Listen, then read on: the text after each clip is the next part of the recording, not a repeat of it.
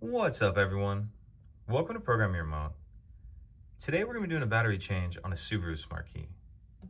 This Smart Key is going to take replacement battery CR2032, and we'll also be using a flathead screwdriver. The first thing we want to do is remove the emergency key that's in the bottom of the Smart Key. That's done by pressing this button on the back, and then that'll allow the key to come out like that. We can set that emergency key to the side. Now, if we grab our flathead screwdriver and we look at the area that we just slid that emergency key out of, and we kind of see this silver piece right here, and if we look to the side, there's this notch right here. What I'm going to do is put the flathead screwdriver in that notch, then I'm going to twist it like this.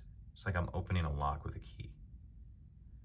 So put that key in there, twist it, and that'll pop the back up just a little bit.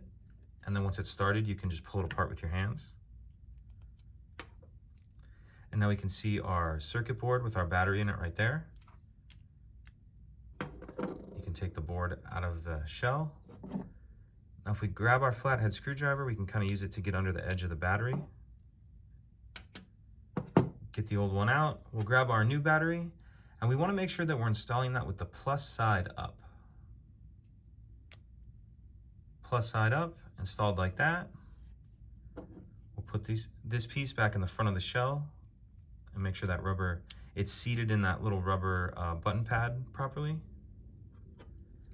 And go ahead and snap the back of the shell on. And then put our emergency key back in. And that's it. Pretty simple. If you have any questions, please let me know. If you could take a second to like and subscribe, it helps us out, and I'd appreciate it. Thank you.